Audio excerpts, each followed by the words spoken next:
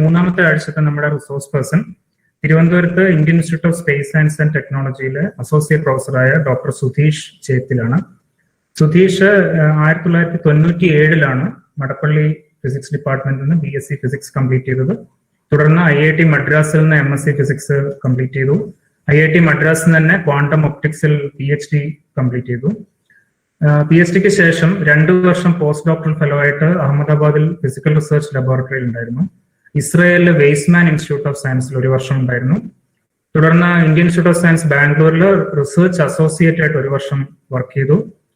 2010 തിരുവനന്തപുരത്ത് IIST Indian Institute of Space Science and ടെക്നോളജിയിൽ assistant പ്രൊഫസറായിട്ട് join ചെയ്യുന്നത്. 2015 മുതൽ അവിടെ അതേ ഇൻസ്റ്റിറ്റ്യൂട്ട് തന്നെ അസോസിയേറ്റ് പ്രൊഫസറായിട്ട് വർക്ക് ചെയ്യും. സുധീഷിന്റെ research areas quantum information, quantum computation, quantum optics, non linear dynamics, chaos എന്നിവയാണ്. ഇന്നത്തെ ടോക്ക് ക്വാണ്ടം സിസ്റ്റത്തിലെ നോൺ ലീനിയർ ഡൈനാമിക്സിനെ കുറിച്ചാണ്. നിങ്ങൾ ഇതിന്റെ അബ്സ്ട്രാക്ട് കണ്ടിട്ടുണ്ടാവണം. ക്ലാസിക്കൽ സിസ്റ്റത്തിലെ നോൺ ലീനിയർ ഡൈനാമിക്സിൽ നിന്ന് ക്വാണ്ടം സിസ്റ്റത്തിൽ വരുമ്പോഴുള്ള പ്രധാന വ്യത്യാസം എന്താണ്, അതെങ്ങനെയാണ് ക്വാണ്ടിഫൈ ചെയ്യുക എന്നതിനെ കുറിച്ചാണ് അദ്ദേഹത്തിന്റെ ടോക്ക്. ഇന്നത്തെ ദിവസത്തിലും നമ്മൾ വേറൊരു വെഞ്ചറിലേക്ക് കൂടി കടക്കുകയാണ് നമ്മുടെ ഡിപ്പാർട്ട്മെന്റ്. നമുക്കറിയാം ആദ്യത്തെ ആഴ്ച നമ്മളുടെ ഈ വെബിനാർ സീരീസിലെ ടോക്ക് എന്ന് പറയുന്നത് towards A career in physics എന്നുള്ള ഒരു BSc ആൻഡ് MSc ഫിസിക്സ് സ്റ്റുഡൻസിനുള്ള ഒരു ഓറിയന്റേഷൻ പ്രോഗ്രാം ആയിരുന്നു. ഈ പ്രോഗ്രാമിന്റെ പ്രിപ്പറേഷന്റെ ഭാഗമായിട്ടുള്ള ഡിസ്കഷനിൽ വന്ന ഒരു ഐഡിയ ആണ് ഒരു ഫിസിക്സ് റിസോഴ്സ് ഹബ്ബ്.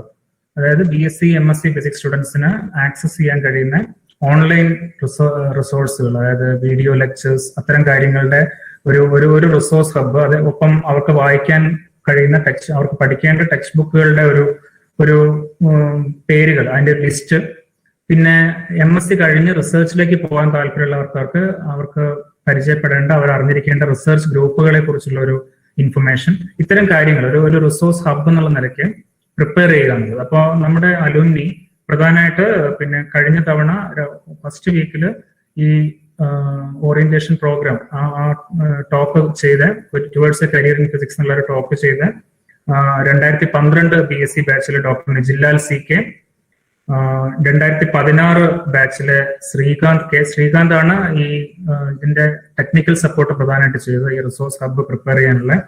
2017 ബാച്ചിൽ ജിഷ്ണു സായി P, നിജിലാലും ജിഷ്ണു സായും ചേർന്നിട്ടായിരുന്നു ഫസ്റ്റ് വീക്കിലെ ടോക്ക്. പ്രധാനമായിട്ട് ഇവര് 3 പേരും മറ്റ് പലരുമായിട്ടുള്ള ഡിസ്കഷന്റെ ഭാഗമായിട്ട് ഇവര് ഒരു റിസോഴ്സ് ഹബ്ബ് ഒരു വെബ്സൈറ്റ് ഡെവലപ്പ് ചെയ്തിട്ടുണ്ട്. അപ്പൊ ഈ വെബ്സൈറ്റിന്റെ ഒരു ലോഞ്ച് കൂടി നിർവഹിക്കാൻ ഞാൻ സുധീഷിനെ ക്ഷണിക്കുകയാണ്. നമ്മുടെ 20 ആഴ്ചത്തെ വെബിനാർ സീരീസിലെ സീനിയർ മോസ്റ്റ് റിസോഴ്സ് പേഴ്സൺ സുധീഷാണ് അലുമിനിയിൽ. അപ്പോൾ സുധീഷ് ആദ്യം ഈ വെബ്സൈറ്റ് ഒന്ന് ലോഞ്ച് ചെയ്യും, നമ്മളെ ഒന്ന് പരിചയപ്പെടുത്തി വെബ്സൈറ്റ്. അടുത്തതായിട്ട് സുധീഷിനെ ഞാൻ ടോക്കിലേക്ക് ക്ഷണിക്കുന്നു. ഈ ടോക്കിൽ ആദ്യ ഭാഗത്ത് നമ്മൾ ഉദ്ദേശിക്കുന്ന ഈ മൊത്തം സീരീസിലെ നമ്മുടെ സ്റ്റുഡൻസിന് അലുമിനി ആയിട്ടുള്ള ഇന്ററാക്ഷൻ കൂടി ഉദ്ദേശിക്കുന്നുണ്ട്. അപ്പൊ ഈ ടോക്ക് തുടങ്ങുമ്പോൾ സുധീഷിന്റെ സ്വന്തം അക്കാഡമിക് ലൈഫ്, മടപ്പള്ളിയിലും പിന്നെ അതിനുശേഷം ഹയർ സ്റ്റഡീസിനൊക്കെ പോയപ്പോണ്ടായ എക്സ്പീരിയൻസുകളൊന്നും നിങ്ങളായിട്ട് ഷെയർ ചെയ്യും. തുടർന്ന് അദ്ദേഹത്തിന്റെ ടോപ്പിലേക്ക് കിടക്കും. ഇപ്പൊ ഞാൻ ഈ നമ്മുടെ അലുമിനി പ്രിപ്പയർ ചെയ്ത് മൊത്തം ഇത് മടപ്പള്ളി കോളേജിലെ സ്റ്റുഡൻസിന് വേണ്ടി മാത്രമല്ല, കേരളത്തിലെയും കേരളത്തിന് പുറത്തെയും ഒക്കെ ഫിസിക്സ് സ്റ്റുഡൻസിന് ഒരു റിസോഴ്സ് സെന്റർ ആയിട്ട് ഉപയോഗിക്കാവുന്ന ഒരു വെബ്സൈറ്റ് ആണ്. ഈ വെബ്സൈറ്റ് ഒന്ന് ലോഞ്ച് ചെയ്യാൻ വേണ്ടി ഞാൻ ആദ്യമായിട്ട് ഡോക്ടർ സുധീഷിനെ സ്നേഹത്തോടെ ക്ഷണിക്കുന്നു. Thank you, Dr. Harikrishnan. I'm very happy that I have been invited for this your alumni program, and also your nice introduction about my earlier career and the current research fields and all.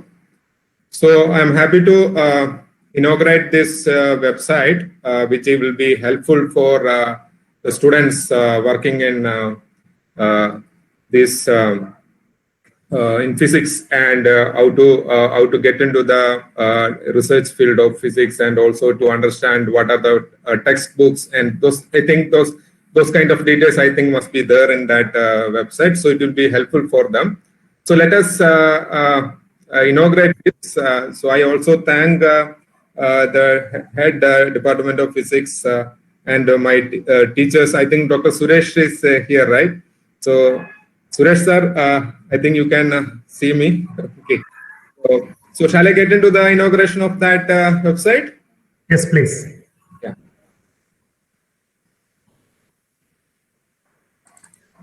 You can please share that.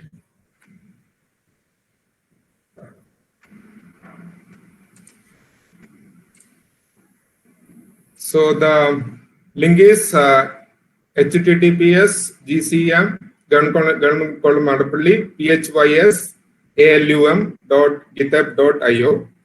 So let me copy this.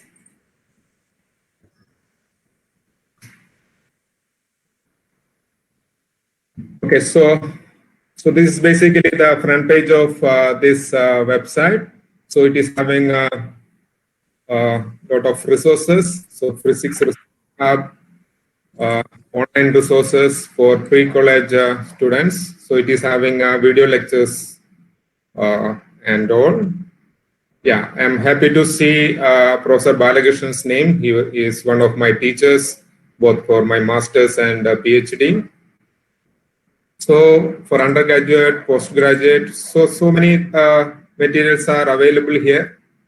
And the textbooks, I think textbook, okay. Yeah, for undergraduate, what are the textbooks the physics students can follow? So that can also I can see here. I think this will be a good help to the students actually trying to pursue physics career, so that they can get. So I think it's open to everybody, right? It's not only for physics, right? So open to everybody. It's open to everybody. So I think every people will have a lot of advantage because of this website. So research groups, okay. I think it will be updated soon. So I think the research groups working in this different areas of physics can be put in here. I think all alumni can help in building up this website into a full-fledged one. Okay. So I'm so formally inaugurated this one now, so people can start using it. Okay. So shall I get into my talk now? Yes, thank you, Sudheesh, for inaugurating this, and please enter into your talk. Yeah. Yeah. So initially, Dr. Hariharshan said that to talk something about my career in physics after I left from Madappally College. So you already mentioned that after 1997, I have completed my BSc in physics from Madappally College, and I had actually had a lot of opportunity. Actually, I learned a lot from physics department from Madappally. So I have good teachers that time. Abdul Nur sir was there, and Suresh Babu sir, Ramakrishnan Marsh. So actually, I was lucky that I had got a very good teachers from Madappally College. Actually, if you look at any people working or anybody actually pursuing research or anything, always they must have got good teachers during their, maybe starting from the lower primary and while you are doing the PhD. Okay, so that way I was lucky that I got very good teachers from starting from the lower primary to till the PhD days. Okay, so there are a lot of people actually helped my career in that way. So now after BSc, I went to IIT Madras for my masters in MSc in physics. So that I 1999 to 2001. Then 2001, I joined IIT Madras for PhD. So I just narrate one aspect actually which helped me in building my career later on. Okay. So you all know that during masters, I think now everybody, even the Calcutta university is having or any other universities in Kerala is having a project during their masters, right? So this master's project is one of the important thing actually can build your career, because during that time you learn a lot, and so that project actually helped me during my MSc days. Actually, last semester there was a project. So actually my the class CGPA was not that good. Okay, so that basically you get the teachers based on your good CGPA. So mine was just above average. So because I was very much interested in theoretical physics at that time, and the IIT Madras was having Professor Balakrishnan, Professor Lashmi Bala, Professor Satyanarayana. So those theoreticians were there, and also there was newly joined faculty, Professor Suresh Govindarajan. He works in string theory. So for me, it is impossible to get any of these people for my master's project. So what happened was this Professor Suresh Govindarajan offered one project in string theory. But the thing is, Professor Suresh Govindarajan was a little different from Professor Balakrishnan, because you all must be knowing. See, if you look at this website, whatever launched release now, so a lot of lectures by Professor Balakrishnan were there. Even Dr. Lashmi Bala, he was also my she was also my MSc teacher, also my PhD guide. Both Professor Lashmi Bala and Professor Balakrishnan were my PhD thesis guide. So during this master's project, so nobody was opting for the Suresh Govindarajan's string theory subject, because everybody thought that because his quantum mechanics class actually made the class into two halves. Okay, one actually likes him a lot, another one did not like him a lot, because his style of teaching, some people liked it. So I was the one of the person liked his classes very much. So I opted him. Nobody was opting that string theory field, whatever he has offered. But later on, what happened was there was another student. He was maybe 0.1 CGPA higher than me. But he also actually, later on, he could not get anything other than any other theoretical subject. So he also approached again. So that point, according to the CGP, I could not, they said that I had to opt something else. Now that it was very late, I could not get any, even the experimental physics, there are very good teachers there. So I could not get anybody. Actually, I was supposed to choose somebody very newly joined or some experimental field I was not interested in. So then I actually had to go and fight for that project with Dr. Suresh Govindarajan. So then he offered a project. But what happened was, so he actually offered one more project, so both of us could do that project.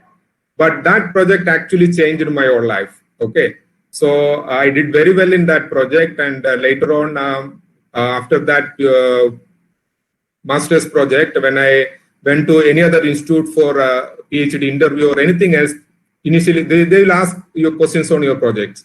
So I could explain those projects very well, and I could easily get a PhD admission. Even if you look at my job interview, there also same thing happened. So basically the master's project helped us at a lot of places. So this is the one important thing I want to tell you. When you are doing a project, you take, see, what field you are doing is immaterial, okay? So your project, but you have to devote your time into that, and you have to work hard. That is what very important. Okay, so you may be very intelligent, maybe born intelligent or whatever, but if you work hard, you can actually achieve anything. Okay, whatever you. So there should be a motivation, and so that if you have motivation, if you are ready to work, actually you can achieve a lot of things. So with this word, I will start my talk. So let me share my screen.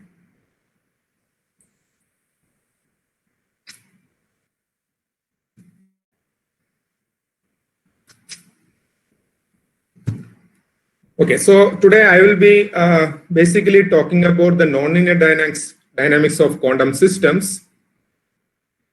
So this talk, so if you look at, okay, let me start with one simple picture. So this is basically the Lorentz attractor. So some of you may be already knowing about this. It's also called butterfly effect. So in classical dynamics or classical dynamical systems, you know that if the equation governing the dynamics is nonlinear, so there is a chance that a small change in the initial conditions, okay, a small change in the initial condition can give you a very different dynamics. Okay, so that because of that reason, so this butterfly effect is basically saying like that a flapping of a butterfly in Calicut, Kozhikode can make a rain in Delhi. Okay, so it is you have to take it in that words. Okay, that is the main idea behind that. That a small change in the initial condition can give you a very different dynamics altogether. So this chaos actually started with the study of Lawrence. Okay, he was actually studying the weather. It was for weather forecasting, looking at the data and feeding in the computer, and he made a small mistake in feeding the values in the computer. So because of that, he got a very different. Only the fourth digit or third digit of the decimal place he has actually made a mistake. Because of that, he got a very different climate altogether from that computer simulation. So this was the starting point of the classical chaos. Okay, so if you look at the classical dynamical systems, so they exhibit randomness, which actually ranging from mere ergodicity to fully developed chaos. So you can have a ergodic behavior, you can have a periodic behavior, you can have a quasi-periodic behavior. So there are a lot of dynamical behavior. You can actually see it in classical dynamical systems. Also, there are various qualitative and quantitative methods to understand this classical dynamical system. Okay, so qualitatively, if you look at this first return statistics, or if you look at the bifurcation diagram, so there are so many qualitative methods. Quantitatively, like a Lyapunov exponent, or this power spectrum, or the qualitative other one is the return map. Okay, so there are so many methods in classical dynamical systems, or the phase space plots. So many methods in the classical system. You can actually you can understand whether that particular system is behaving whether periodically or chaotic or ergodic or anything. Okay, so for example, the classical harmonic oscillator, if you look at the classical harmonic oscillator, it is having a very periodic orbits, right? So otherwise, if you take a double pendulum, you can have, okay, you can observe the chaos in that. So chaos is nothing basically. If you take the phase space, the phase space is basically you take the variables, the conjugate variables in that, like x and p, and you plot that. Suppose for a one-dimensional harmonic oscillator, the phase space will be two-dimensional. So p and x are the variables there. So in the phase space, if you change a little bit initial condition, so that will lead to a very exponentially separating trajectory in time. So that's what happens when there is a chaos. But if you look at the quantum dynamical system, so here basically what we know that in the quantum dynamics there is a Schrodinger equation, and so the Schrodinger equation, using the Schrodinger equation, actually you can find out the evolution of the quantum systems. But if you look at the quantum, the Schrodinger equation, which is basically a linear equation, right? Because one of the necessary condition for a chaos in classical system is the equation governing the dynamics should be nonlinear. That's a necessary condition. It's not sufficient. That's a necessary condition. So, but the Schrodinger equation is not a nonlinear equation. So it is a linear equation. So linear equation in the sense that psi, the wave function psi, is actually in that psi equation, it is linear. So the one question is, see, your Schrodinger equation is linear. How can you expect the system can show any kind of behavior like ergodic or quasi-periodic or any such behavior? But another side, what we can understand that, see, everything you can actually, in principle, you can describe using quantum mechanics, and the classical mechanics is only a limit, right? So certain systems you can't even explain using classical mechanics. So quantum mechanics, the law actually governs the whole physical system. Now you are saying that classical system you observe certain things, but which you can't observe in quantum mechanics. So that actually it is not easy to take, because classical mechanics only a limit to the quantum mechanics. So you should be able to find the effect of a nonlinearity in quantum mechanics in some way. So because here also another important aspect is because here the system, if you look at the Schrodinger equation, it is in the wave function. So the wave function, if you look at for harmonic oscillator itself, maybe the system is in one dimension, but the Hilbert space is an infinite dimensional. So your phase space is, in principle, it is infinite dimensional. So you need that many infinite dimensional variables to understand a quantum system. So the state also plays a very important role in quantum mechanics. So because of this nonlinearity in the Schrodinger equation, so whatever it is not that way not straightforward to access the extent of randomness in a quantum system. But if you look at the quantum mechanics, there are so many other features, non-classical features, called a non-classical features, which you cannot observe it in the classical system. Okay, so this non-classical effects, actually, whether those things you can observe, okay, in some variables. Or see, if you look at quantum mechanics, what you do is, if you look at the first quantization, if you look at that, you take any classically the observable, the variables you measure in the lab, they are the observables. You make that as an operators. That is what basically the first quantization. So, if you can we describe the quantum dynamical system using the expectation values of the expectation values in quantum mechanics? So that was our way of doing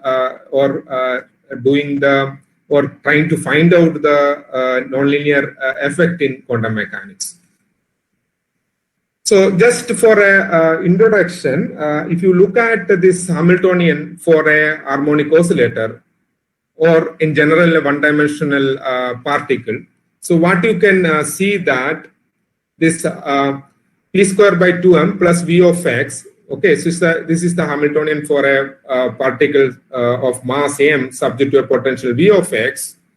Then you can write down the Schrodinger equation. Then you can try to solve this. Suppose this Hamiltonian is time independent. Then you can actually write down the state of that system at any time later. So like using the psi t equal to e power minus iht by h cross get psi 0. So any expectation values in quantum mechanics you can actually calculate as an average. So bra psi t a get psi t. So this way you can actually represent, you can find out the expectation values. So our idea is to actually look at these expectation values and to understand the dynamics of quantum systems. So that is what our way of doing this nonlinear effect in the quantum mechanics.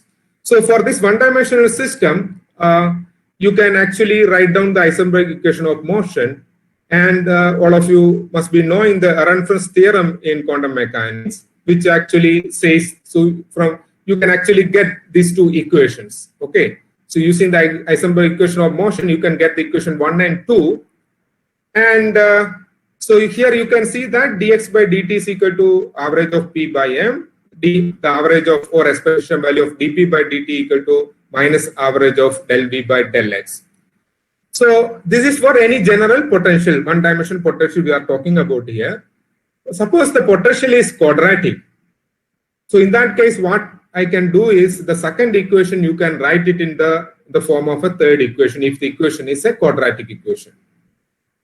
Now, if you look at the equation 1 and 3, it looks like a Newton's law, right? So it actually, the expectation values x and p follows like a classical Newton's law equation. So but this is possible only if, so this is basically the Ehrenfest theorem. Okay, the expectation values actually follows the classical motion. But it is not possible to write every Hamiltonian as a quadratic. It cannot approximate always. Okay, so that difficulty is there. So when your Hamiltonian is, the potential is not a quadratic equation, quadratic function, then what happens, there are so many non-classical features coming into the picture, like wave packet reversals, skewing, then also the dynamic, different kind of dynamical behavior, and so on. Okay. So just to have, because if you can stop me at any time in between if you do not understand any aspect of what I am talking, I can explain it in detail. So I know that there are BSc students here, but you take these things as it is, because you may not understand certain aspect. I don't think one course on quantum mechanics may not be over for you people. So any quantum system you can actually use a ket. So this is the Dirac ket notation. Ket n means here for a radiation field.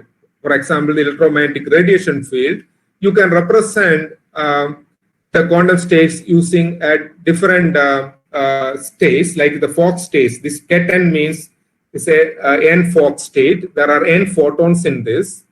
So there are different types of quantum states possible for the electromagnetic radiation. So one of the possible state is the ket n, which is called an n photons, Fock state, which contains n photons. Okay, so you can also have an ideal laser light. So laser light you can actually represent using a ket alpha. I will talk about that little later.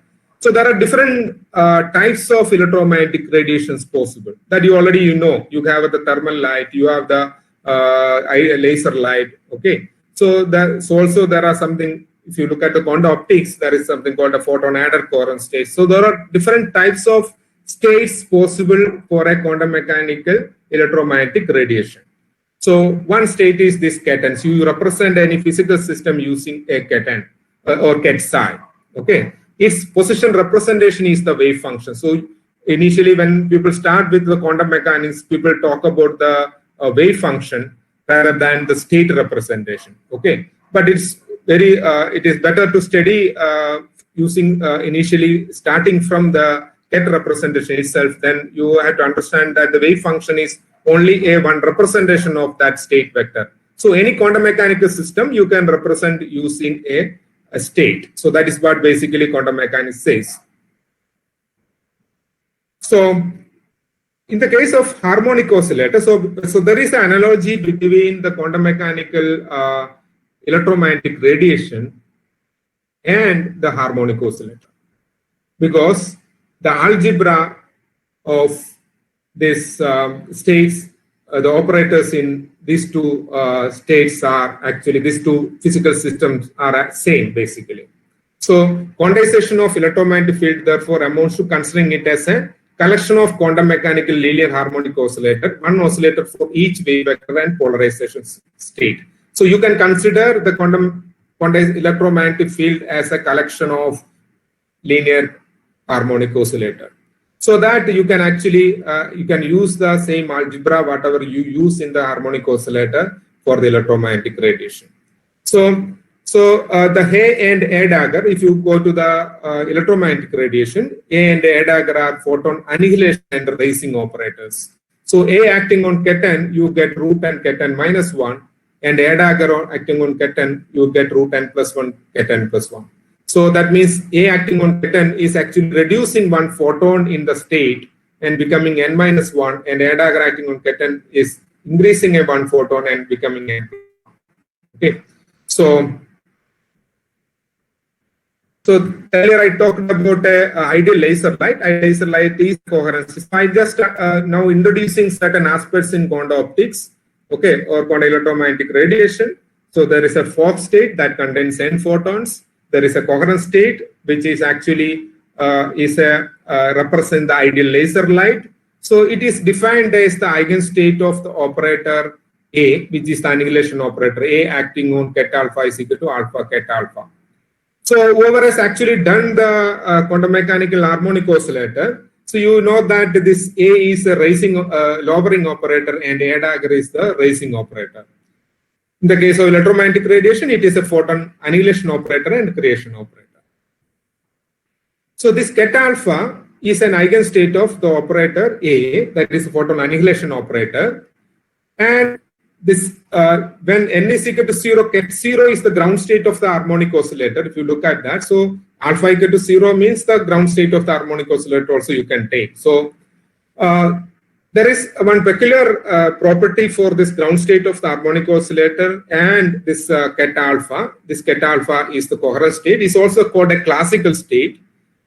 Classical state in quantum mechanics itself. Okay, so in the quantum optics, you divide the states into two set. One is the classical state, another one is the non-classical state. Okay, so what is the classical state is you can actually have a different definitions for that. Okay, so one way to find out whether the state is classical or non-classical is to find out the Sudheesh's P function, okay, or Blower-Sudheeshan P function, and see whether it is having a higher order of delta function property. Or you can treat it as if you look at the uncertainty relation, like delta x, delta p, in a state, if it is a minimum uncertainty state, you say that that is a classical state. Other thing is, you take this state, it behaves like a classical system. So that way also, so different way, because all are related. Okay, so because of one, other one is coming. So ket alpha is actually a classical state. So it is not having any non-classical properties. So which is actually the representation for an ideal laser light. So this is another state is called a photon added coherent state.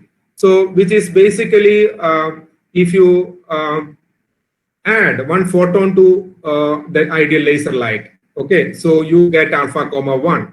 Okay, it is called a one photon added coherent state. If you add 10 photons to a coherent state or an ideal laser light, you get a 10 photon added coherent state. Actually, this state has been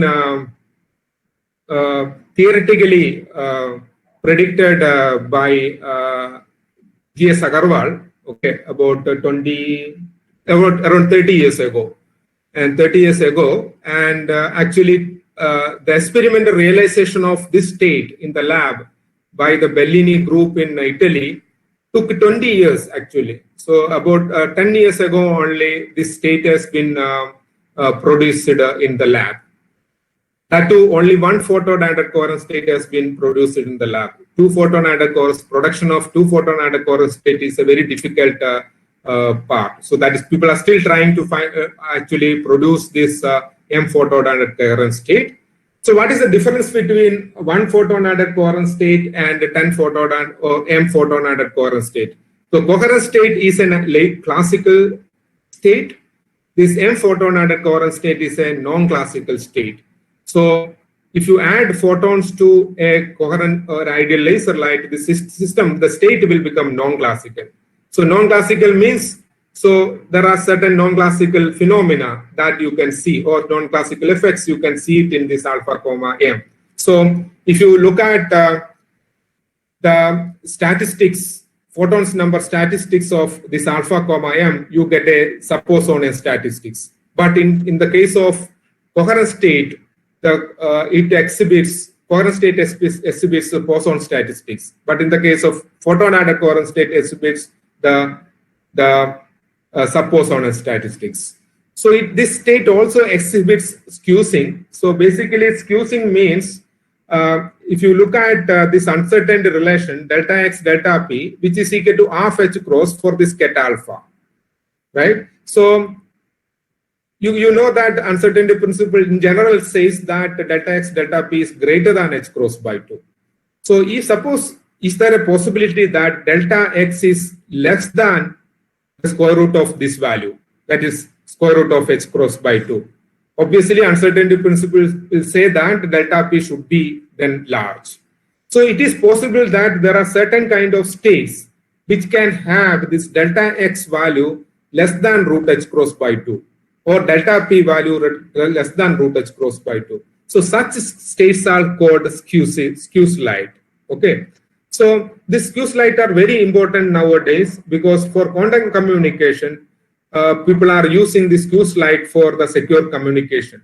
Also, these states are important for the quantum sensing. So you must be knowing that nowadays India is also actually very much interested in quantum technologies. Okay, even the last budget, if you look at that, for a 10-year plan India government is having for quantum technology.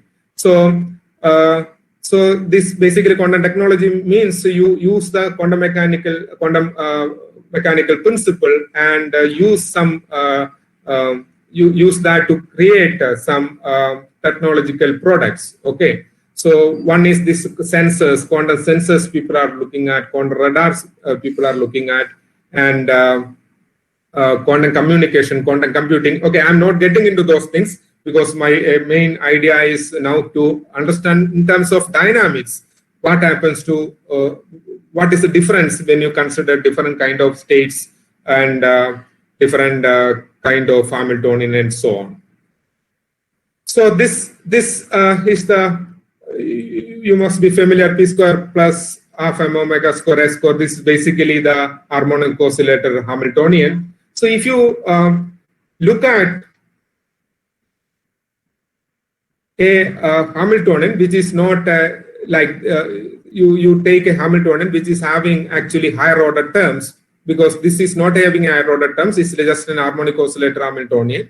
Now suppose you add another term, a dagger square a square into this, that means that will have p power 4 and other terms in that. So that kind of Hamiltonian is actually called a Kerr Hamiltonian. That means that if the light interacts with the medium, if it is actually intensity is the refracting index of the medium, suppose it depends on the intensity of the light, then you say that system is a Kerr medium. Okay, so there obviously there is a higher order, it's a nonlinear susceptibility is present in that case. Okay, higher order susceptibility is present in that case.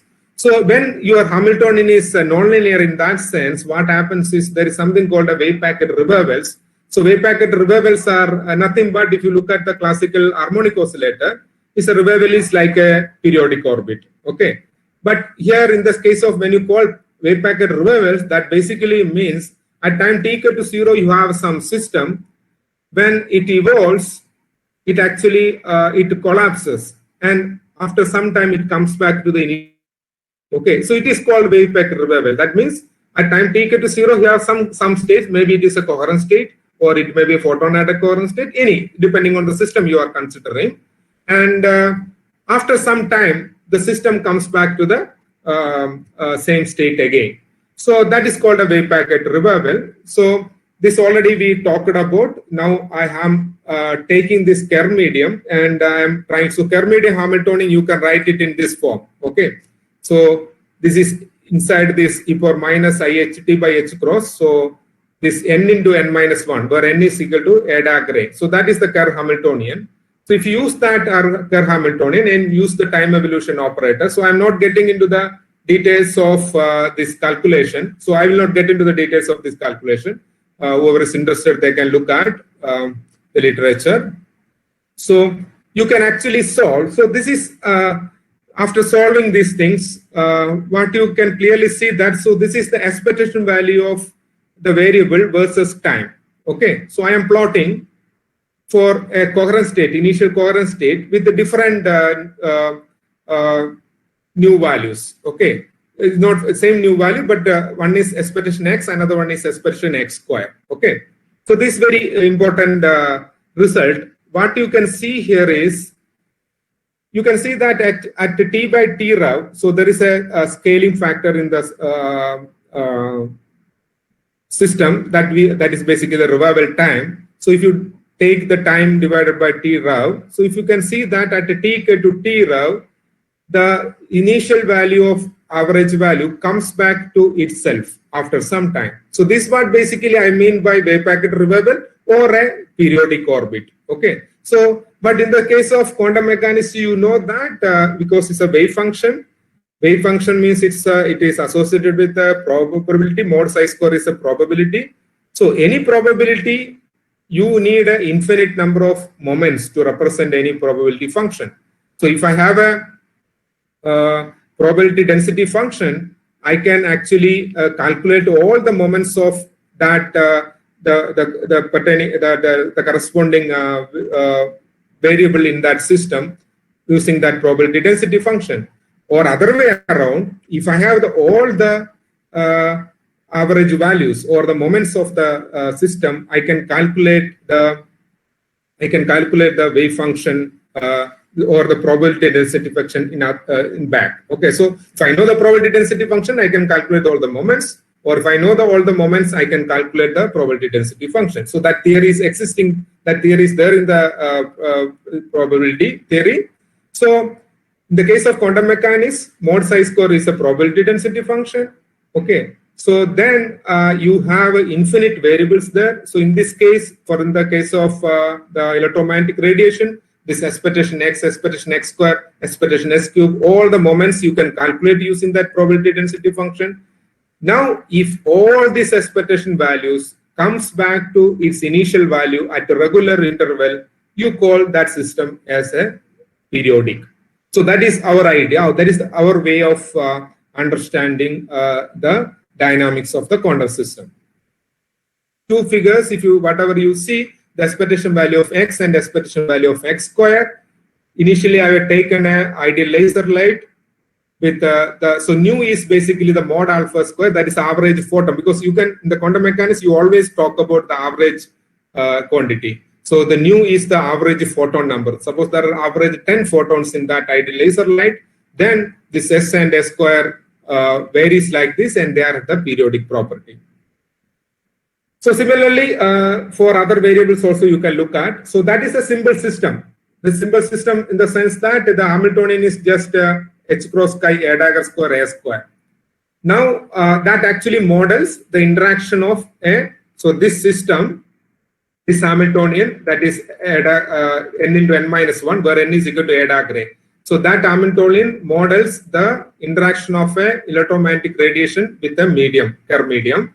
And in that case, we have the perfect revivals. So this revival in this system, whichever state you are considering, you can have the revival or the periodicity in that system. So that is the result of this paper. Okay, the paper given here. Okay, so irrespective of the system you are considering, you will always have a periodicity in this system.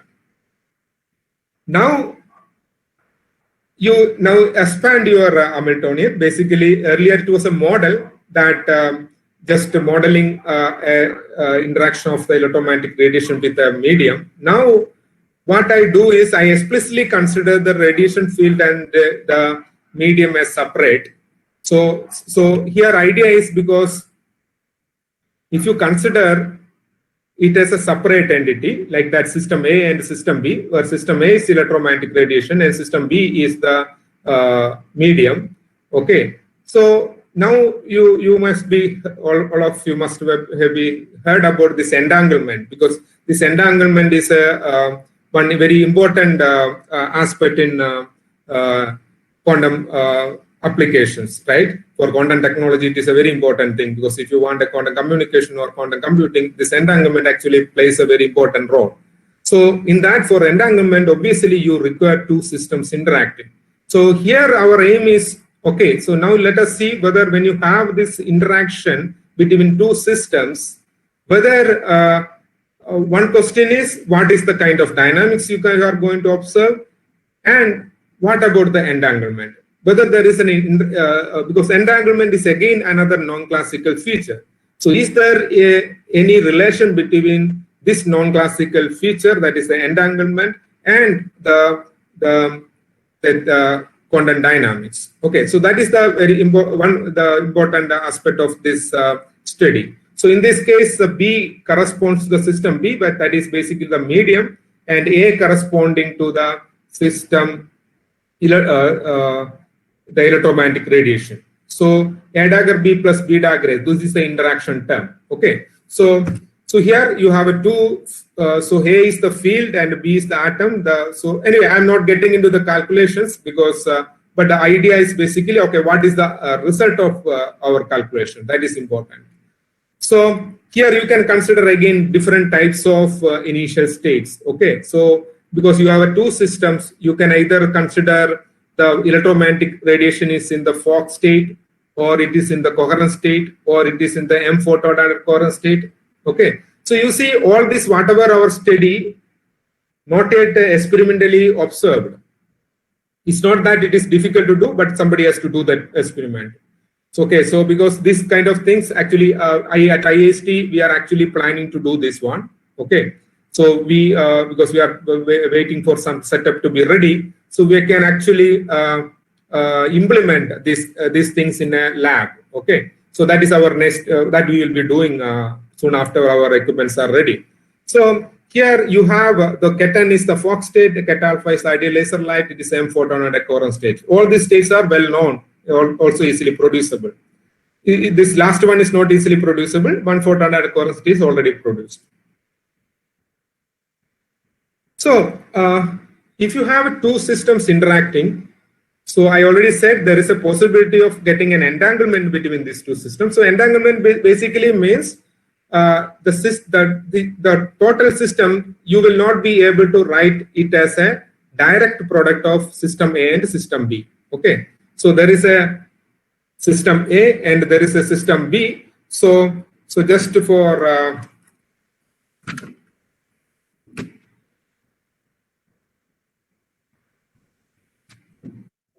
if you look at this, so you have a quantum system psi, and so that is having two systems, say phi 1 A and phi 2 B. Okay, if I can write down in this fashion, so this okay, so you have two Hilbert space. One is Hilbert space HA and other one is Hilbert space HB. So in our case, this HA corresponds to my electromagnetic radiation, okay, and this corresponds to the Kerr medium. So when using that Hamilton I already given there, so in, these two systems starts interacting. When the interaction happens, suppose you can, after even some time later, you are able to write the two systems. So the phi 1 corresponds to this one and phi 2 corresponds to this one. Even in that case also, you are able to write it as a direct product, because you can still again write it as a direct product like this. Then you say that there is no entanglement. But if you are able to, we are not able to write it as a direct product, but it is a mix of something like, for example, Ket 0, 1 plus Ket 1, 0. So this is for A and this is for B. This is for A and this is for B, and this is for A and this is for B. So this one I cannot write as a direct product of system A into system B. So such states are called not entangled system. For example, in this case, I can write like 0 alpha plus alpha 0, something like that. If I write, this is an entangled state. Okay, so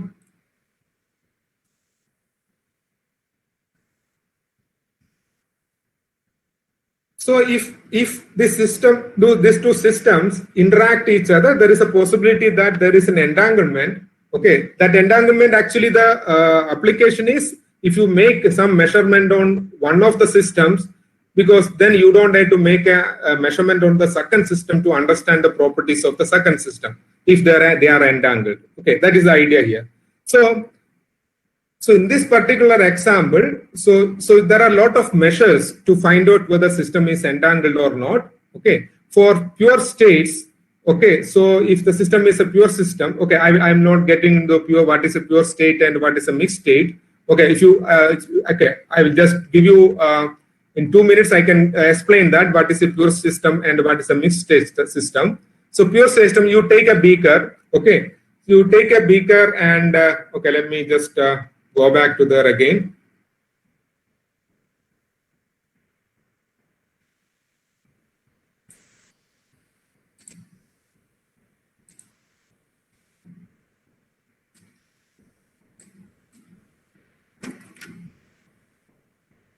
Okay, so you take a beaker.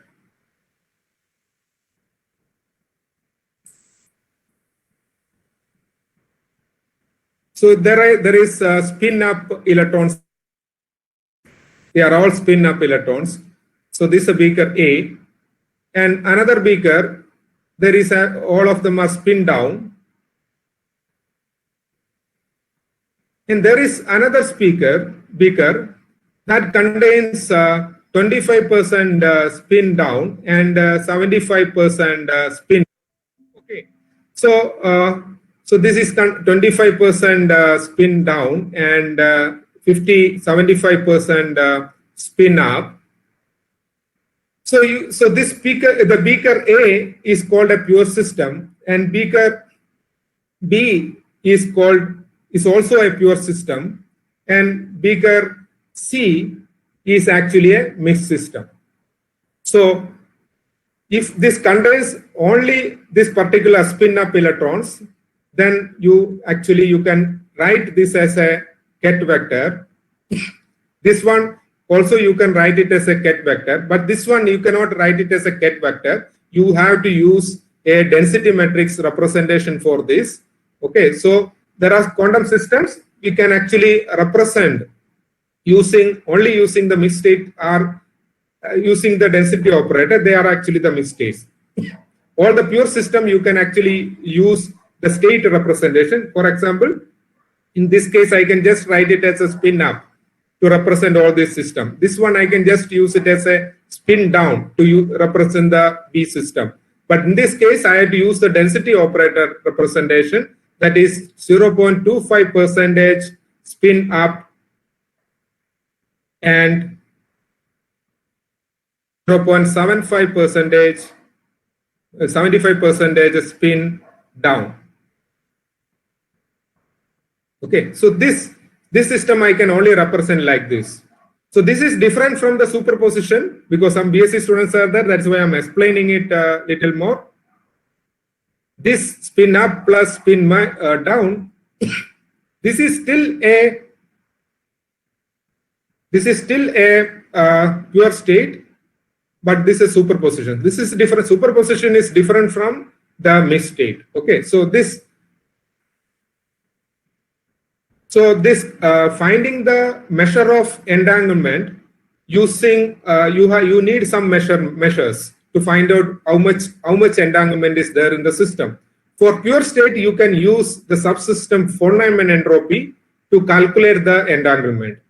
Okay, so or subsystem linear entropy, you can use one of these to calculate the entanglement. So I will not get into the details of that calculation.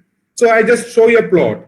So this is basically the entropy versus time for two different systems. Okay, so one is for an initial state that is 10,0. So this basically meaning atom is the field is initially in the Fock state and atom is in the ground state. 10,0 means alpha 0 means field initially in the ideal laser light or a coherent state, and atom is in the ground state.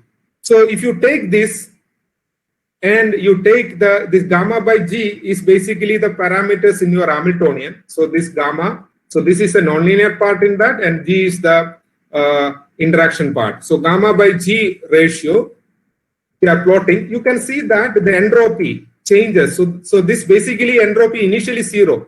So entropy means this von Neumann entropy. So entropy 0 means there is no entanglement. Entropy greater than 0 always in this case. So entropy greater than 0 means there is an entanglement between the system. So you can see that the both measures, that is von Neumann entropy and the linear entropy, I am doing it here. So you can see that when there is when system goes on, when time goes on, there is entanglement between the system, but after some time it actually comes back. But it does not comes back to the initial 0 value. It actually comes back to the very close to 0. Actually, it never comes back to the 0 value. So that means there is no periodicity, because periodicity means it has to come back to the same point. But here there is no periodicity. The system actually comes back to the very close nearby. So these are called a near revival. So this actually can map to the quasi-periodicity whatever quasi-periodic behavior you see it in the classical dynamic system. So this is basically the entanglement variation. So this entanglement and the dynamics, if you look at, okay, so that is what. So here we actually increase the, change the value of the initial state and change the value of the number of photons in the state. Now you can see that never comes back. It actually saturates, the entropy saturates. Here actually, it actually comes back to the initial value, very close to initial value.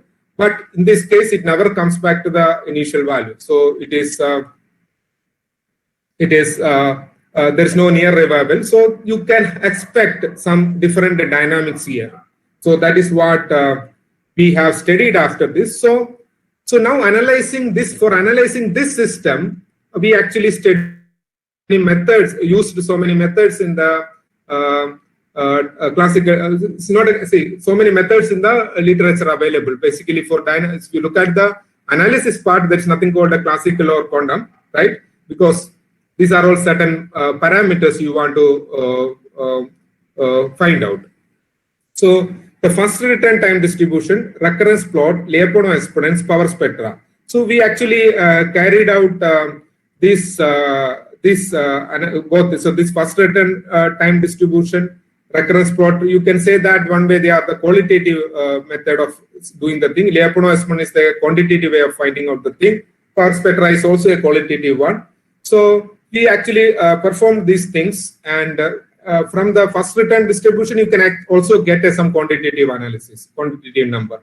So we have done this analysis for the system described earlier, because there you can see that there is a situation where there is a near revival, like it looks like a quasi-periodic behavior. There is a situation where there is no revival. So this looks like whether there is a chaos or not. So that is what our interest in this study. Anyway, I am not describing what is the time series analysis, because you take a time series, you calculate. So this is a method. Okay, I will not get into this. People have some idea about the classical dynamic system or calculating the Lyapunov exponent, or they can actually look into these things. So this table will tell you, see this gamma by G value, whatever I talked earlier. So it is, you are actually increasing this gamma by G value. So initially 10 power minus 2, it has increased to 5. Also in this direction, if you look at initially, it is alpha 0, which is actually atom is initially in the ground state and the field is in the coherent state. This is field is in the 1 photon at a coherent state and field is in the 5 photon at a coherent state. So from this, initially every period is a regular orbit or quasi-periodic orbit. Okay, but when you are increasing the gamma by G value or nu value, or increasing the state number of, so that is a very important thing. Even the state. So if you look at this row, gamma by G 5 and nu equal to 1. Nu is actually the average photon number. So when you, for alpha initial alpha comma 0 state, it is a regular orbit. Alpha comma 1 0 is also a regular orbit, but alpha comma 5 0 is actually a chaotic orbit. So depending on the initial state, you are getting a chaotic orbit. So lambda max is the maximal Lyapunov exponent. So if the maximal Lyapunov exponent is a positive quantity, you say that there is a chaos. So then you can see that this system shows chaotic behavior for different certain parameter values. So this is one interesting result we got earlier. So recently we extended this study to, so if you, okay, so let me review whatever happened so far. So you have found two quantum mechanical systems, in which one of them actually just models curve medium, which is not having any interaction two systems or anything, just a one dimension Hamiltonian or one mode system. There is an exact revival or exact periodic orbits in the expectation values. But if you look at the next system we considered, where there is a clear, you consider two systems separately. One is the field, the electromagnetic field, and other one is the medium. there we explicitly considered the medium as a nonlinear medium, and there is an interaction between the system and the medium, the electromagnetic radiation in the medium. There, depending on the parameters in the system or depending on the initial system, the state you are considered, you have different types of dynamics possible there. So now we have extended that to F-deformed oscillators. So anyway, I will not get into the details of these calculations. I will just show the result, because this actually, if you look at the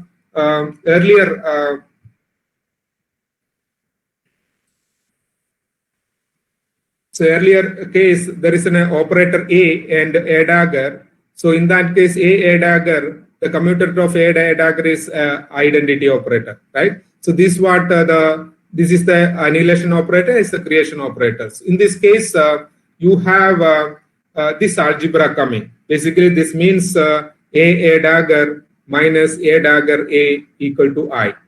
So this is what you have in the earlier case. But you can have a deformation in that. So that way, this A dagger minus Q A dagger A, okay, that is equal to this. So that algebra is now changed.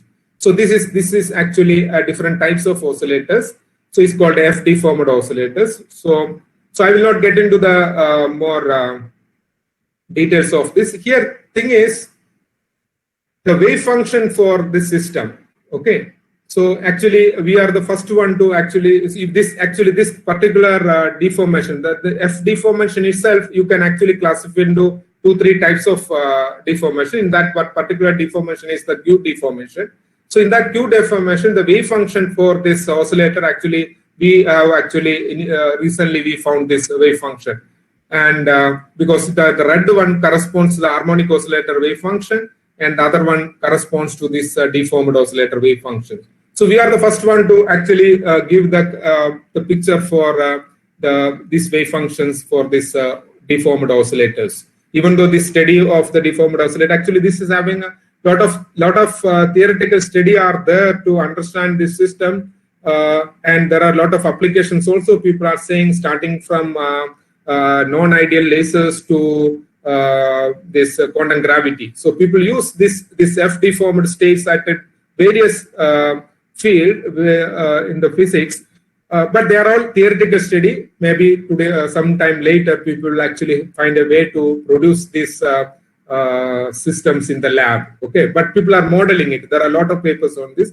But even though this study has been last 20-30 years, people have been doing, but we are the first one to actually give the wave functions for this oscillators. So I will not get into this. So what we found that in this case also, we have studied the dynamics of variables, and the system, even for this simple Hamiltonian, we look like a H is equal, because earlier for harmonic oscillator, the Hamiltonian is A dagger A, but here they don't commute each other. So Hamiltonian is basically half A dagger A plus A dagger. So in this case, we actually, I will just show the final result. Okay, so we have this Q is the deformation parameter, mod alpha square the average photon number. So we are actually what we are getting is there are certain area of the parameter space.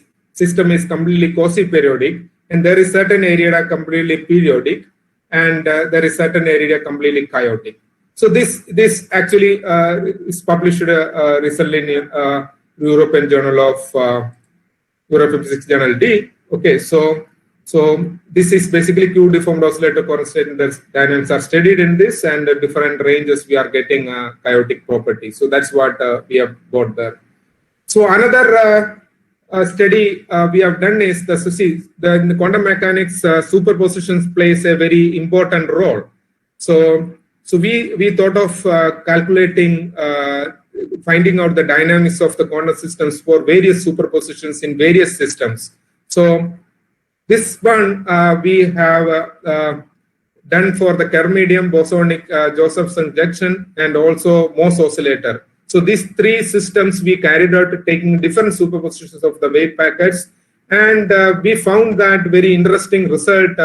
Depending on the superposition, we can go from periodic to quasi-periodic to chaotic dynamical behavior. Okay, so I will not get into the calculations. You can, so just for a simplicity, you can see that this A is for a coherent state. If you plot P versus X, this is the dynamics of the phase space for a coherent state in the curve medium. Now you take superposition states, okay, at B and C are actually the two different superposition states. There the dynamics is periodic again, but that this is P square and the P curve, and what you find that is the base specs picture is completely changed. Okay, so the superpositions giving you a very different dynamics altogether.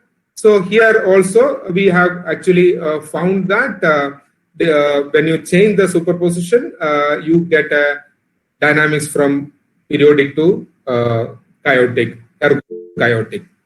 Okay, so I will stop here now.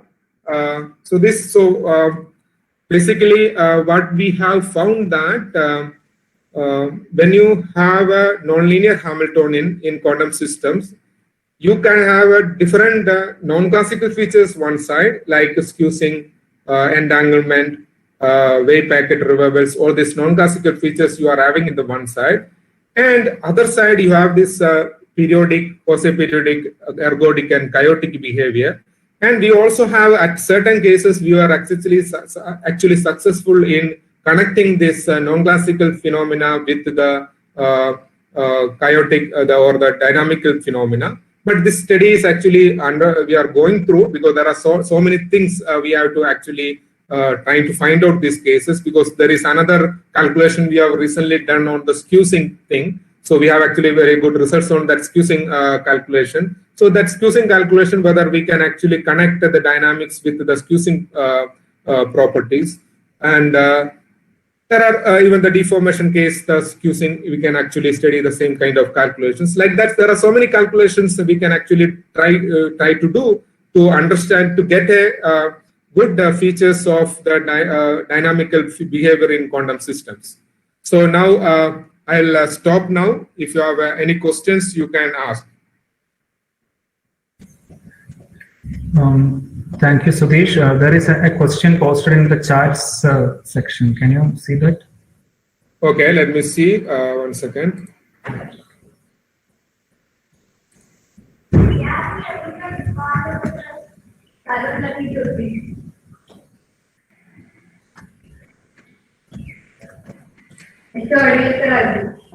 Can we use the nonlinear behavior of these quantum systems to model complex systems? If so, do they have any advantage over using conventional nonlinear systems like electronic circuits, etc.?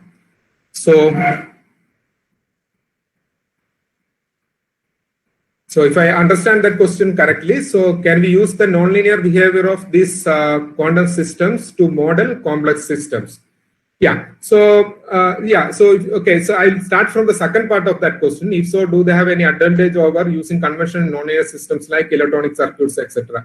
Yeah. So this is the another area. If you look at the electronic circuits, are actually very nonlinear systems, and now quantum electronics coming actually very active nowadays. So using this nonlinear properties, whether we can model those systems, because see. Even classical nonlinear systems, people used to model actually have a efficient signal communication and all. So similarly, in the quantum electronic circuit, actually we can model it such a way that certain cases you don't want this chaotic things happening in the system. You may be preferring very regular behavior for your circuit, but at the same point, there are some systems you actually prefer a chaotic behavior for certain kind of applications. So this is the one area. Actually, we are not looked into that area for quantum electronics part, but that is another area. Actually, we can actually have a look at it and start doing the calculations. So second question is, have I answered, Nigel, or do you have any other questions on that?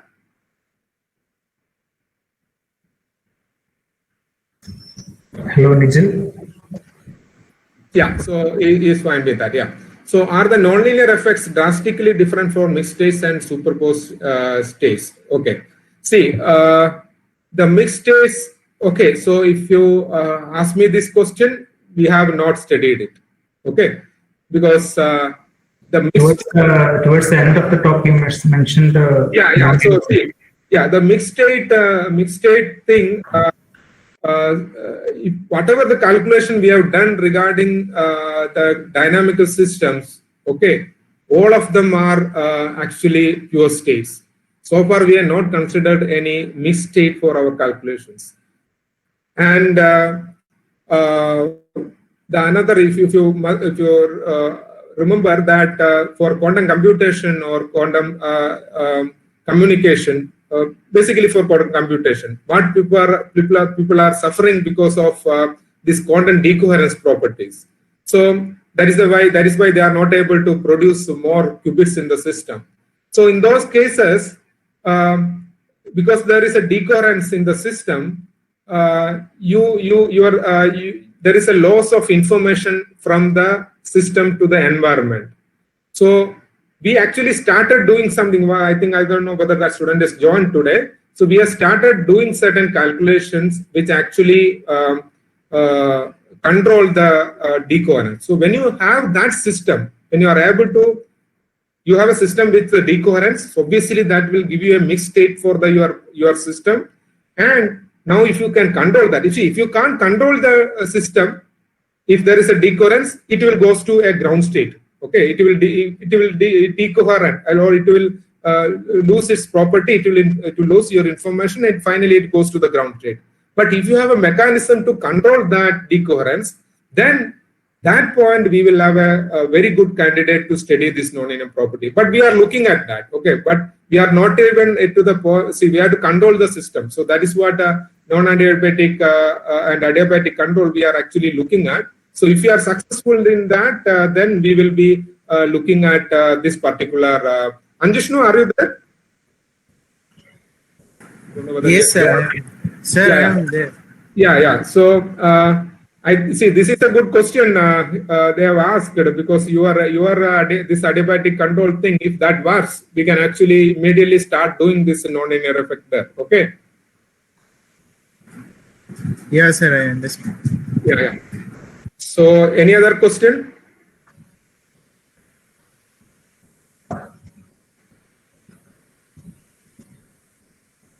Students can ask any questions, even general questions. Yeah, any general questions you can have some discussions also, no issue.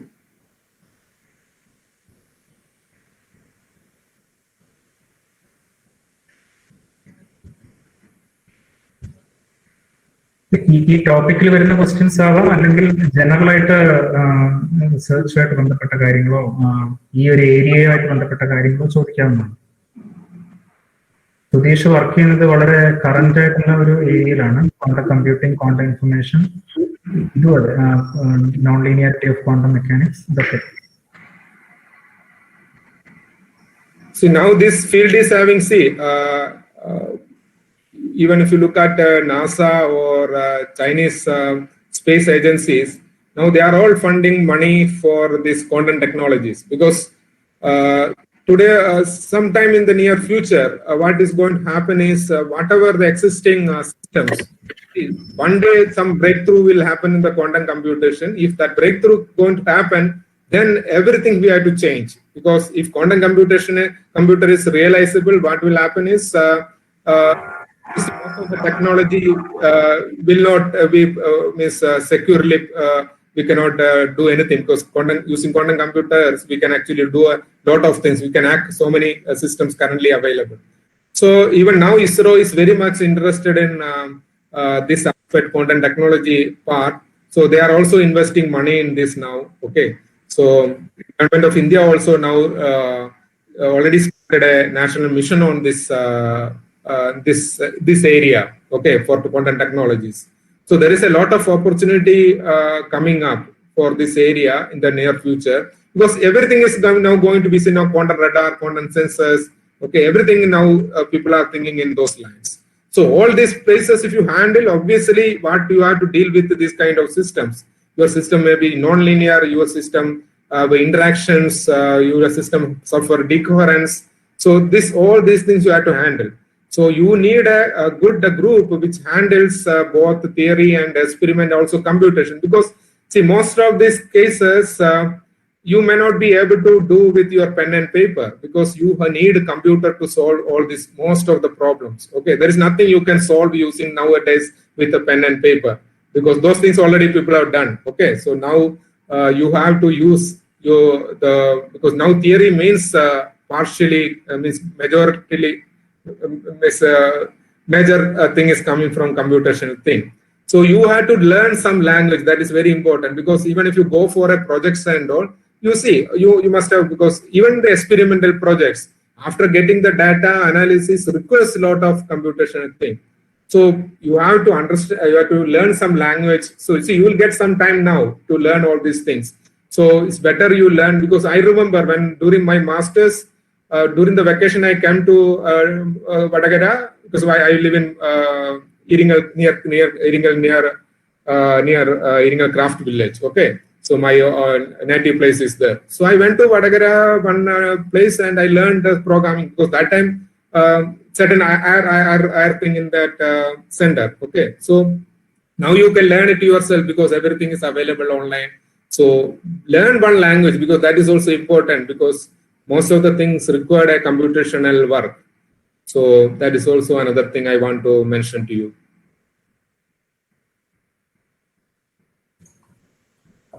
So now it's a time for students to ask questions. Any questions you can ask.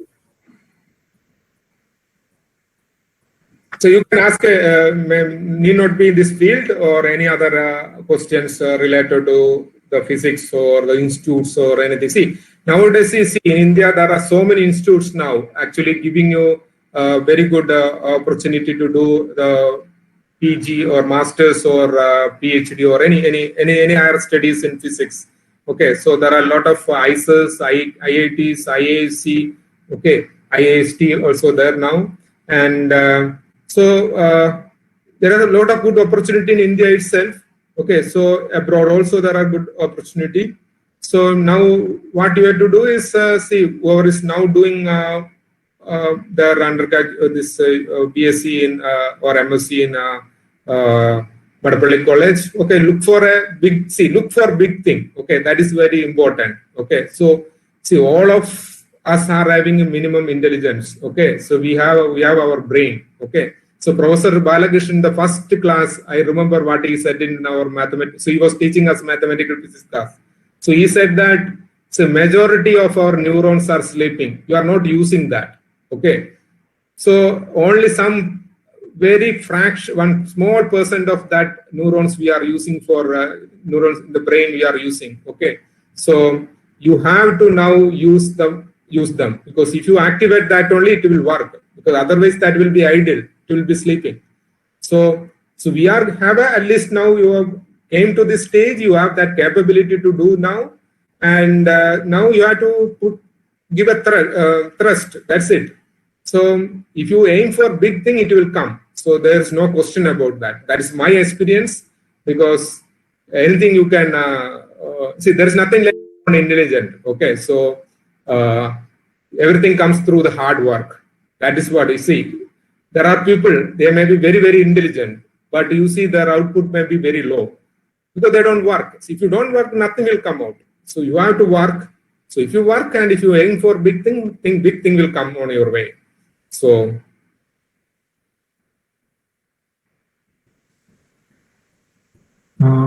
the question ഇവിടെ post ചെയ്തിട്ടുണ്ട് Sudheesh. Yeah, if the quantum computing is possible will the current encryption technologies are worthless? Yes, obviously, because you see the current encryption is mostly working on the idea that you cannot factorize the numbers or something like that. Okay, so not everything. Okay, but most of the things we have to replace with something else. So because if you get the signal, it is very easy to find out, because now people are, even now with the current technology itself, now people are finding out our passwords, right? They are getting into our systems. Now you see quantum computers comes, see they have a lot of, so these things will become very fast. So with a short time period, they will be able to hack our passwords and other our security features. So that's what we have to replace. So anyway, quantum communication is now already realized. So quantum communication, using quantum communication is highly secure than now existing glass. So already, I think earlier talk I given to department, I already mentioned that the quantum technology is already implemented. So many banks, so many places it is already using. Even in India, there are some companies already now selling quantum communication kits, okay, for commercial purpose. 50 kilometers, 100 kilometers, they are giving. Okay, it's already, even in India, companies are there. So quantum communication now is implemented most of the places now. Okay.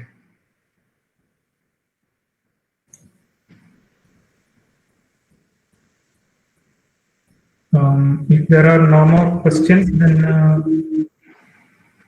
Sunira, we can go to the next. Hello, Sunira. Hello, sir. Questions കൂടുതലെങ്കിൽ അങ്ങനെയാണെങ്കിൽ നമുക്ക് സ്റ്റുഡൻസിനെ next ഇതിലേക്ക് നമുക്ക് കടക്കാം. Sir വിളിച്ചോളൂ അവരോട്. ആരാണ്? സ്നേഹയാണോ? സ്നേഹ. Hello sir, കേൾക്കാവോ? സ്നേഹയാണോ? Hello sir. ഞാൻ ഒരാളെ വോട്ട് ഓഫ് താങ്ക്സ് പറയാൻ വേണ്ടി ക്ഷണിക്കുന്നു. എനിക്ക് തോന്നുന്നു MSc സ്നേഹ സുരേഷ് ആണെന്ന് തോന്നുന്നു. സ്നേഹ എവിടെയുണ്ടോ? Sneha is there. Yeah. Please. നമസ്കാരം. സുധീഷ് സാർ ഇന്ന് നമ്മൾ സംസാരിച്ചത് non linear dynamics of quantum systems എന്ന് പറഞ്ഞ ടോപ്പിക്കിലാണ്. നമ്മൾ പണ്ട് മുതലേ പഠിച്ചു വന്നത്, അതായത് ക്ലാസിക്കൽ ഡൈനാമിക്കൽ സിസ്റ്റം വരെ, എക്സാമ്പിൾ ഇപ്പോൾ മോഷനെ 1 ഡയമെൻഷൻ പൊട്ടൻഷ്യൽ എടുക്കുകയാണെങ്കിൽ പോലും അത് എത്രമാത്രം നോൺ ലീനിയർ ആവാമെന്ന് പഠിച്ചു വന്നവരാണ് നമ്മൾ. അപ്പം തന്നെ നമ്മൾ അത്ഭുതത്തോടു കൂടി നോക്കിയിരുന്നിട്ടുണ്ട്. ചെറിയ ക്ലാസ്സുകളിലാണെങ്കിലും കുറച്ചൊന്ന് വലുതായ സമയത്താണെങ്കിലും ഒരു ക്ലാസിക്കൽ സിസ്റ്റം തന്നെ എത്രമാത്രം നോൺ ലീനിയർ ആവാം, അതിന്റെ ബിഹേവിയർ എങ്ങനെയൊക്കെ മാറാം എന്നൊക്കെ നമ്മൾ പഠിച്ചു വന്നിട്ടുണ്ട്. അതിനുശേഷം സാർ ഇപ്പം ടോപ്പിക്ക് തുടങ്ങിയപ്പോഴാണെങ്കിൽ പോലും ക്ലാസിക്കൽ ഡൈനാമിക്കൽ സിസ്റ്റത്തെയും ക്വാണ്ടം ഡൈനാമിക്കൽ സിസ്റ്റത്തിനെയും അഡ്രസ് ചെയ്തുകൊണ്ടാണ് തുടങ്ങിയത് തന്നെ.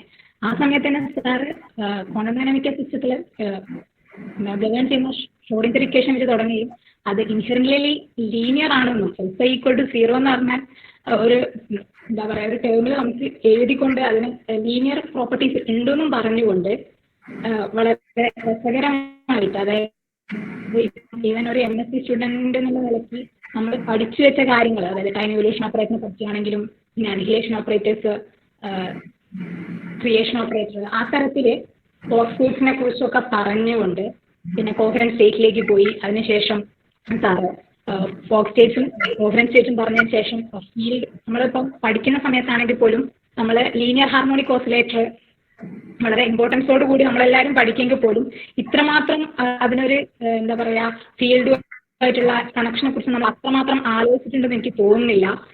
അങ്ങനെ അത്തരത്തിൽ വളരെ ബേസിക് ആയിട്ടുള്ള കാര്യങ്ങൾ, അതായത് കോഹറൻറ്റ് സ്റ്റേറ്റിനെ കുറിച്ചൊക്കെ പറഞ്ഞു തന്നുകൊണ്ട്, തുടർന്ന് ഫോട്ടോൺ ആഡഡ് കോഹറൻറ്റ് സ്റ്റേറ്റിനെ കുറിച്ച് പറഞ്ഞു തന്നു. പിന്നെ ഹാമിൽട്ടോണിയനിൽ വരുന്ന വ്യത്യാസം, അതായത് നോൺ ഹാമിൽട്ടോണിയൻ ആവുന്ന സമയത്ത് എന്തൊക്കെ മാറ്റം വരും, അതുകൊണ്ടാണ് ഇങ്ങനെയുള്ള കാര്യങ്ങളൊക്കെ സംഭവിക്കുന്നത്.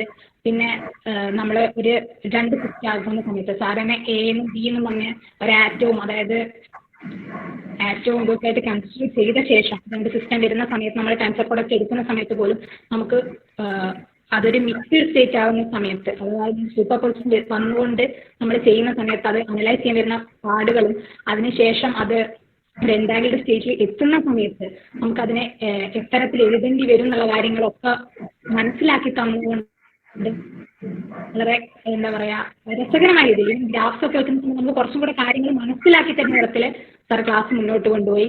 അപ്പം ഇൻ ടോട്ടൽ നമുക്ക് ഒരു നോൺ ലീനിയർ ആയിട്ടുള്ള ഒരു സിസ്റ്റത്തിൽ നിന്ന് എന്തൊക്കെ മാറ്റങ്ങൾ വരുന്നു, അത് കയോട്ടിക് ആകുമ്പോൾ എൻവയോൺമെന്റ് സംഭവിക്കുന്ന സമയത്ത് അതിന്റെ കമ്മ്യൂണിറ്റി ബിഹേവിയർ എങ്ങനെ വരും എന്നുള്ള ഒരു കൃത്യമായ ബേസിക് ഐഡിയ നമുക്ക് തരാൻ സാറിന് സാധിച്ചു. ഇത്രയും നല്ലൊരു ടോക്ക് ഞങ്ങൾക്ക് വേണ്ടി നടത്തിയതിൽ വളരെ സന്തോഷമുണ്ട്. ഡിപ്പാർട്ട്മെന്റിലെ പേരിൽ സാറിനോട് വളരെയധികം നന്ദി പറയാണ്. ഞങ്ങളുടെ അലൂമിനിയൻ ആയതുകൊണ്ട് വളരെ സന്തോഷം. Thank you sir. Thank you. നമുക്ക് അടുത്ത ഒരു പ്രോഗ്രാം ഇന്ന് ഡോക്ടർ സുധീഷ് ലോഞ്ച് ചെയ്ത ഫിസിക്സ് റിസോഴ്സ് ഹബ് അലുമിനി തന്നെ പ്രിപ്പയർ ചെയ്ത ഫിസിക്സ് റിസോഴ്സ് ഹബിനെ കുറിച്ച് ഒന്ന് ഇൻട്രൊഡ്യൂസ് ചെയ്തുകൊണ്ട് നമ്മളോട് സംസാരിക്കാൻ ഇത് പ്രിപ്പയർ ചെയ്തവരിൽ ഒരാളായ ഡോക്ടർ നിജിൻലാൽ ഇവിടെ ഉണ്ട്. നിജിൻലാലിനെ ക്ഷണിക്കുന്നു. ഒരു 2 വാക്ക് അതിനെ കുറിച്ച് ഒന്ന് പരിചയപ്പെടുത്താൻ വേണ്ടി. Nizhyn. Hello, Hari sir audible ആണേ? നിജിൽ പറഞ്ഞു. ഹലോ, നിജിൽ പറഞ്ഞു. ഓക്കെ. അപ്പോ 2 ആഴ്ച മുന്നേ നമ്മൾ പിന്നെ കരിയേഴ്സിനെ കുറിച്ചിട്ട് ടോക്ക് കൊടുത്തപ്പോൾ അന്ന് പ്രോമിസ് ചെയ്തൊരു സാധനമായിരുന്നു നമ്മൾ പറഞ്ഞിരിക്കുന്ന എല്ലാ ഐഡിയകളും. അന്ന് ബേസിക് ആയിട്ട് ഒരു ഇൻട്രൊഡക്ഷൻ കൊടുത്തതാണ്. അപ്പൊ ആ കാര്യങ്ങളെല്ലാം കൂടി ഒരു സ്ഥലത്ത് നമ്മൾ